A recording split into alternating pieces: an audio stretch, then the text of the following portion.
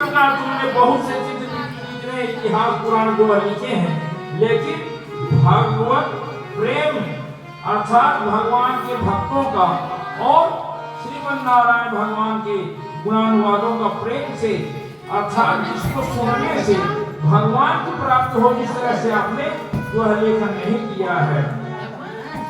तो यदि इस तरह से भी चैन नहीं हो मिलेगा और इस तरह से यदि आप वृत्ति रखेंगे और लेखन करेंगे तो आपके मन को शांति मिलेगी। अर्थात यह जीव जब भी तक यहाँ वहाँ भटकता रहता है, जब तक श्री भगवान के चरणों का आश्रय नहीं लेता तभी तक इसको शांति नहीं है। अर्थात जो भी लीला करते हैं उनका अनुसरण करता है, श्रवण करता है, तो निश्चय ही उसको शांति मिलती है। अर्थात इसके बाद निरूपितो बालकेव योगिनाम शुश्रूषणे प्राप्त निर्विदीक्षताम।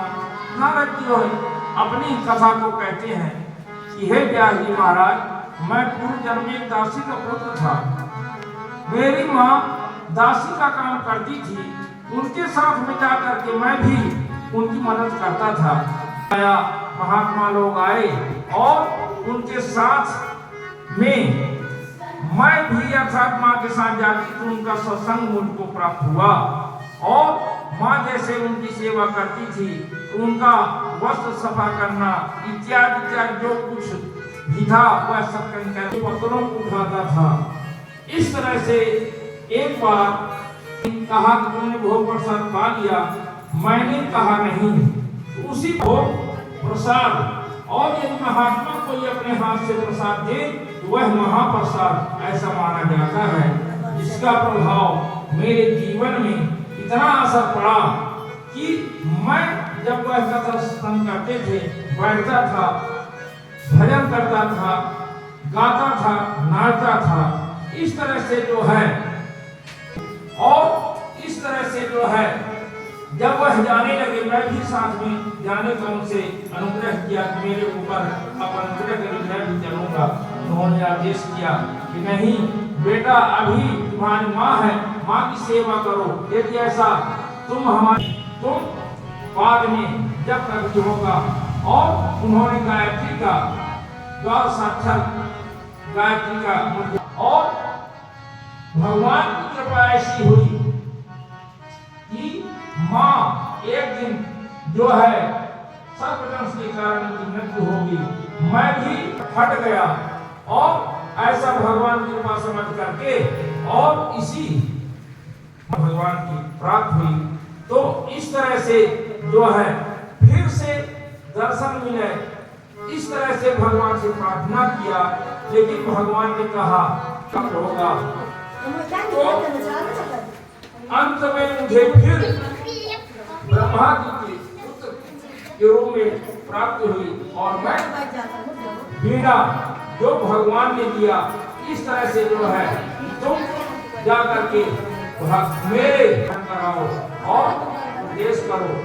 इस तरह से भगवान की कृपा मेरे को प्राप्त हुई। तो निश्चय ही आप भगवान की कथा का इस तरह से प्रेम, कृष्ण प्रेम में जो है लेखन करिए, जिससे आपको मन में यह जो अशांति है उससे आपको शांति मिलेगी। यह मेरा निश्चय विश्वास है। इस तरह से जो है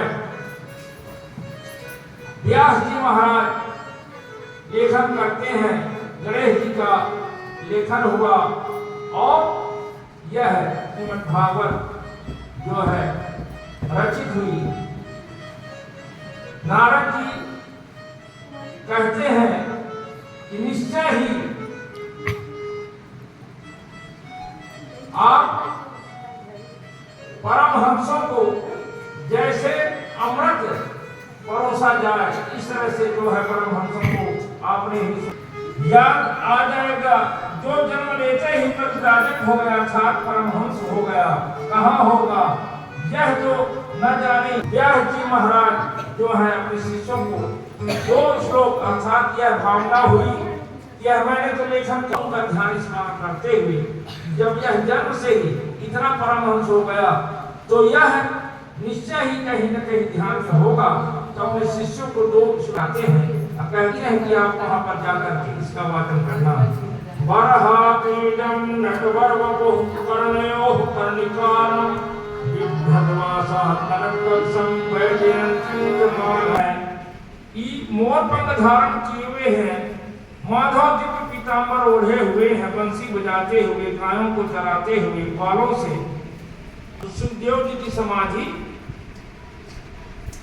जाग गई। वह ऐसे सुंदर मोर मुकुट बंसी वाले का तो दर्शन की नहीं, ऐसा मन में सोच करके फिर से समाधि में लग जाते हैं।